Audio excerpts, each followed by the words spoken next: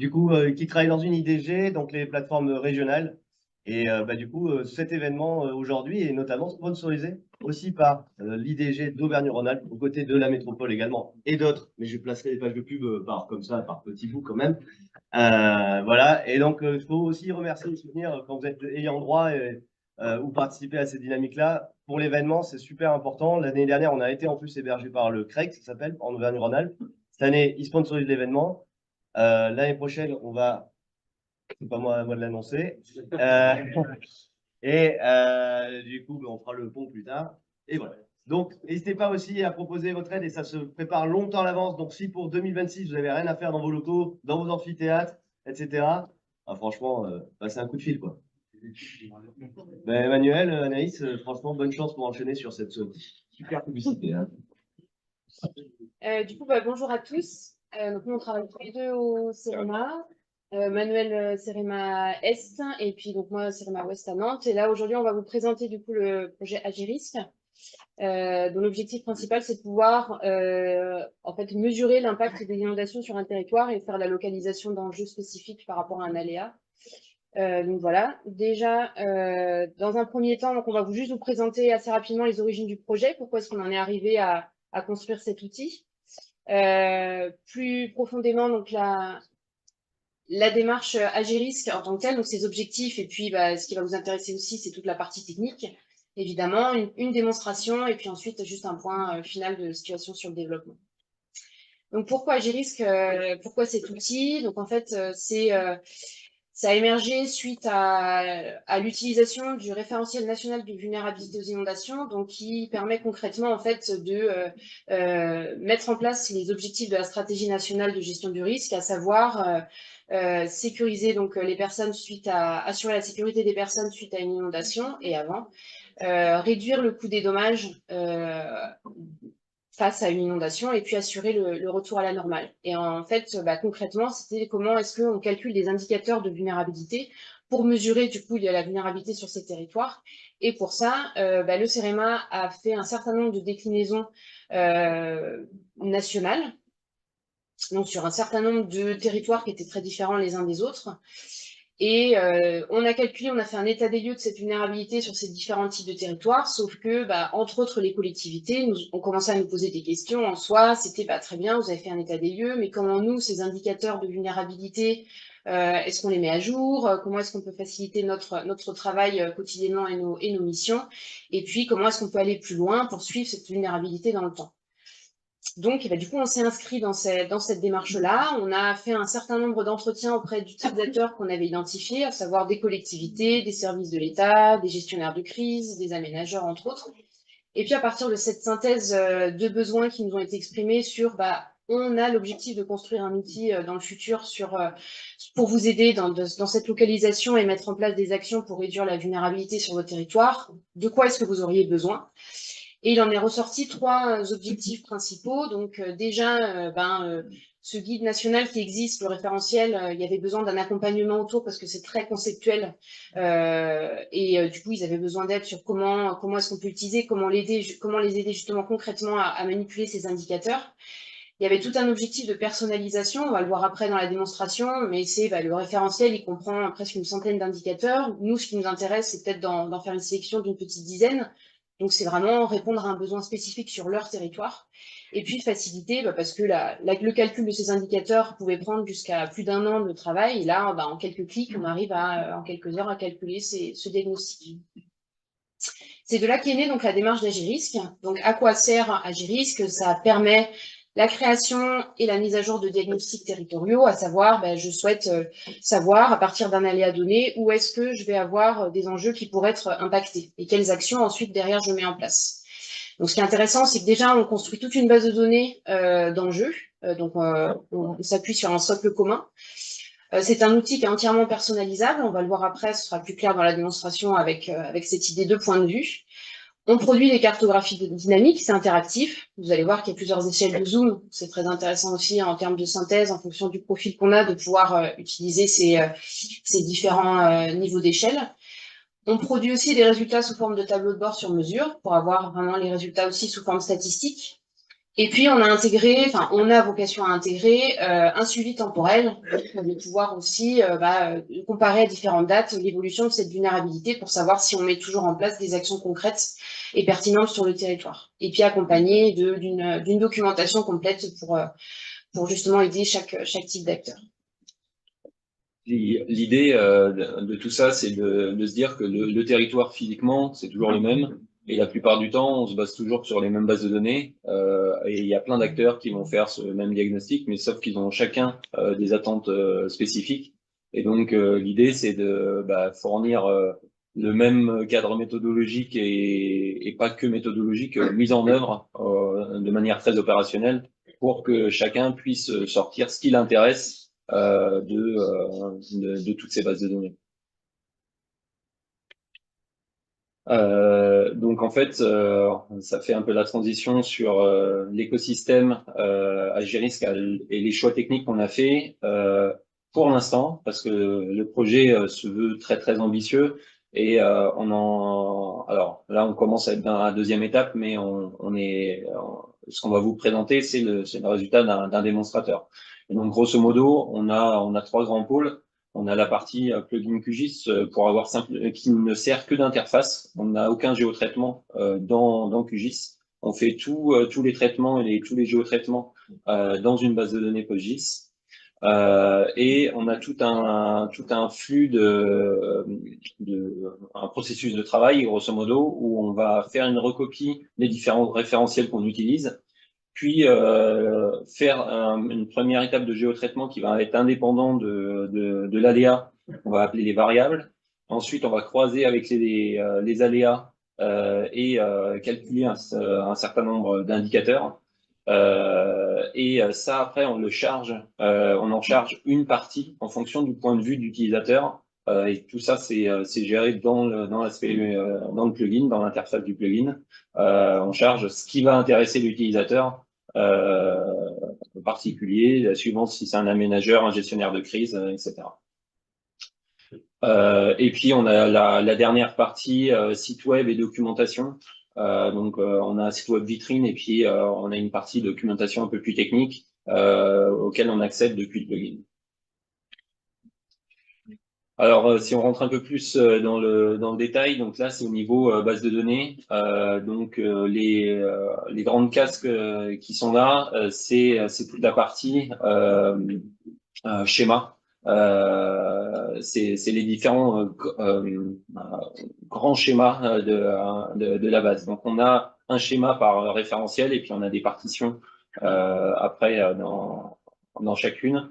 Et puis, on a un certain nombre de schémas variables dans lesquels on va retrouver les territoires, les phénomènes aggravants qui sont les données qui vont être dedans sont issues des apports utilisateurs.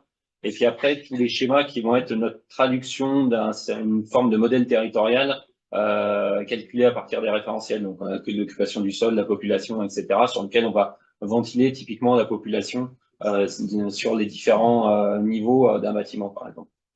Et puis à partir de là, on va calculer les indicateurs en croisant avec les aléas. Puis on va faire aller jusqu'à des représentations cartographiques. On va le revoir juste après. On reviendra là-dessus dans la partie démo. Et puis si on rentre sur la partie plugin, donc ça c'est les différentes classes en fait du plugin. Donc on a l'interface principale de dialogue et sur lesquels on va pouvoir charger pas simultanément, mais on va pouvoir basculer très facilement d'un modèle de territoire à l'autre pour basculer d'un territoire à l'autre. Et dans ce modèle territorial, on va avoir à la fois le territoire, les différents aléas, on peut en avoir un ou plusieurs, on va retrouver l'arborescence des indicateurs, on va retrouver une implémentation de la classe dashboard avec chacun des indicateurs qui vont pu être choisis dans l'onglet indicateurs. Et puis après, chacune de ces cartes, c'est aussi une classe sur laquelle on va avoir un lien permanent avec le Canva QGIS. Et puis, on a une classe spécifique pour tout ce qui va être interface en base, parce que là encore, on est vraiment au balbutiement de la partie infrastructure. Et donc, cette partie interface avec la base a vocation à être sans doute un peu complexifiée, je pense. On passe plugin. Alors, non, c'est pas un partage, c'est la vidéo. Il y a le même dossier ou pas? Aïe, aïe, aïe. Il y a un port USB. Oui, sur le côté droit. Ok. De l'écran. Est-ce qu'on connaît le responsable de la sécurité informatique de...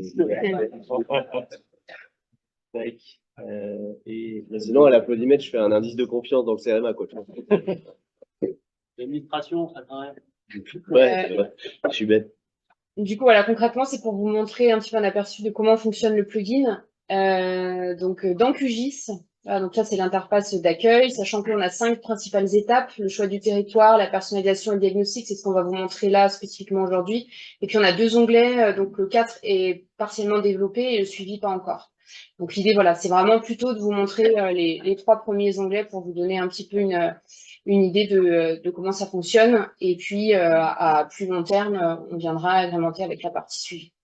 Donc déjà, sur la partie choix du territoire, donc on a la possibilité soit de sélectionner un territoire donc, qui est déjà en base, donc nous, c'est là ce qu'on a fait pour la partie démonstration, mais on a aussi la possibilité d'importer un nouveau territoire. C'est d'ailleurs la demande et une nouvelle couche d'aléas, c'est d'ailleurs les demandes qu'on a spécifiquement en ce moment des utilisateurs suite à la mise à disposition du plugin.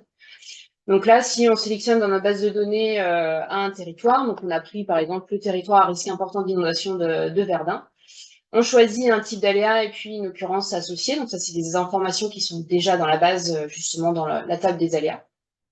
Donc ça s'affiche déjà d'un point de vue cartographique au niveau de QGIS.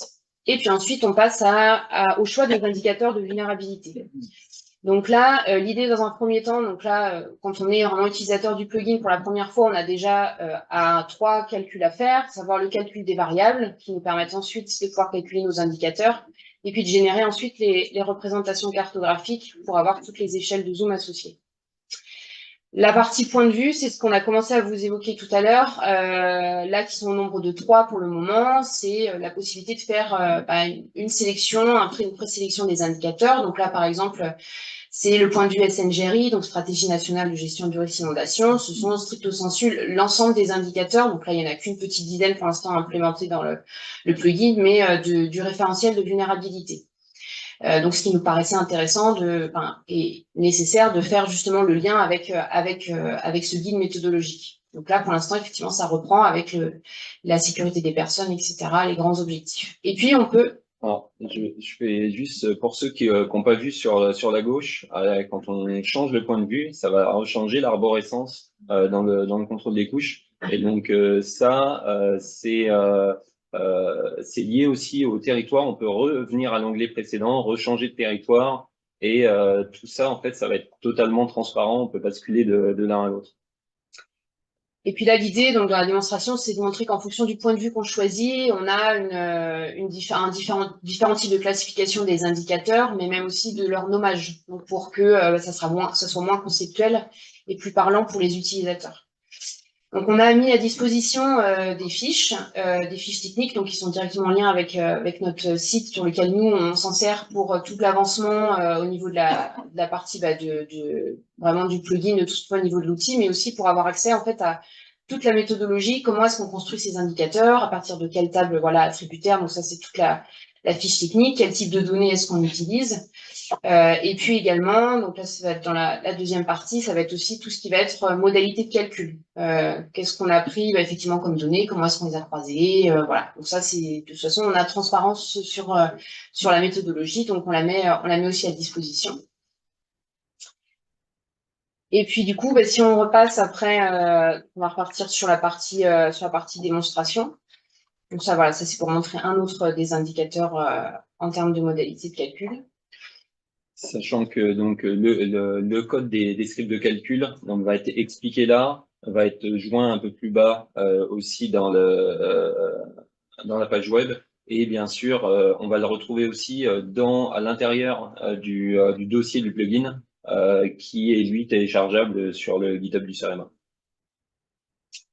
Et donc, une fois qu'on a choisi le point de vue qui nous intéresse, on passe à la partie diagnostic. Donc, en fait, ça va nous calculer l'ensemble des indicateurs qu'on a sélectionnés. Donc là, il y a un petit temps de latence, parce qu'effectivement, c'est la partie de calcul.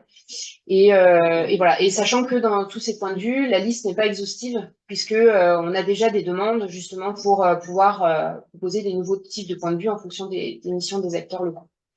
Donc, le premier type de résultat, c'est déjà forme tableau de bord, donc avec les résultats des différents types d'indicateurs sous forme statistique, sachant qu'on peut faire varier l'échelle de synthèse, que ce soit l'EPCI, la commune et l'IRIS, mais on a vocation à développer d'autres types d'échelles de synthèse, à savoir les départements notamment et régions. Et puis, après, on peut sélectionner différents types de secteurs. Donc là, sur la commune, je fais varier les chiffres en fonction des communes que j'ai sur mon territoire. Et donc, ça me permet de faire varier effectivement les différents résultats des indicateurs que j'avais sélectionnés. Et donc après, quand on va cliquer sur une des cartes, donc là on a coché charger les diagrammes comparatifs. Ça va permettre quand on bascule, bon, c'est conseillé d'avoir 2 écrans, hein. Mais quand on bascule sur la partie interface du plugin, on a la comparaison entre les différentes valeurs de l'indicateur sur les différents iris, par exemple, du territoire.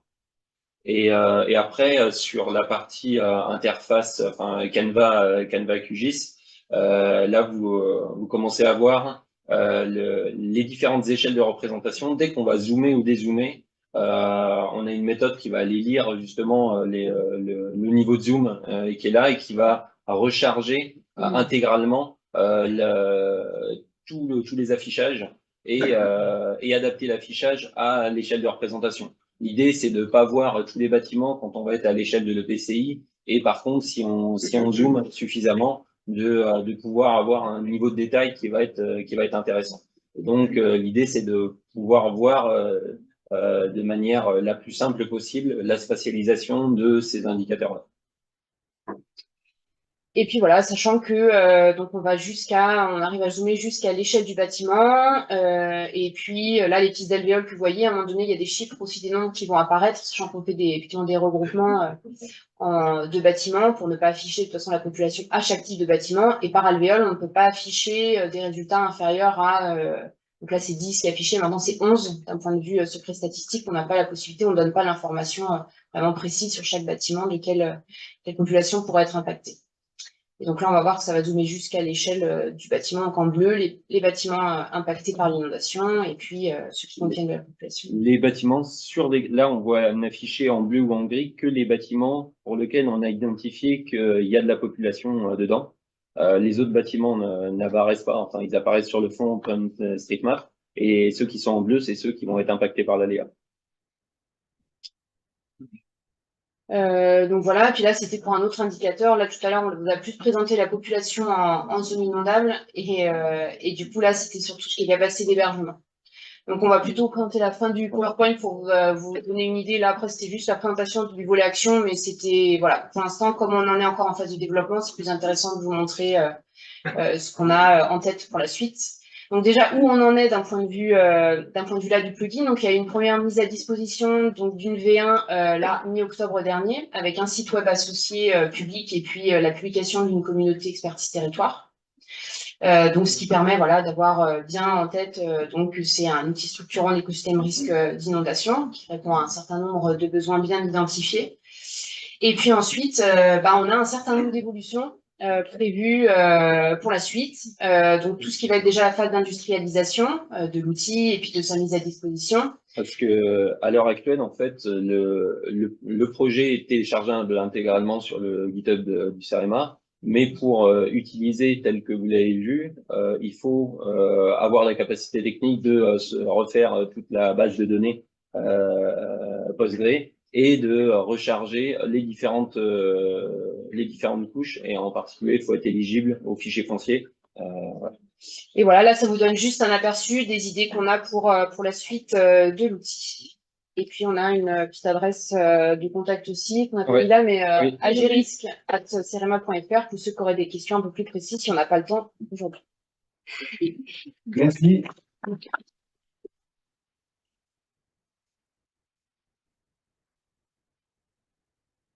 Donc, en attendant que quelqu'un se risque à la première question, et en attendant que Pierre attrape un micro, oui, je suis désolé, mais midi arrive. Bon, ça va. Du coup, moi, j'ai quelques questions. Effectivement, aujourd'hui, donc, il n'y a quasi aucune adhérence, à part l'adhérence du coup à un peu CNIL sur les données, comme tu viens juste d'évoquer, il n'y a pas d'adhérence plus que ça à l'infra du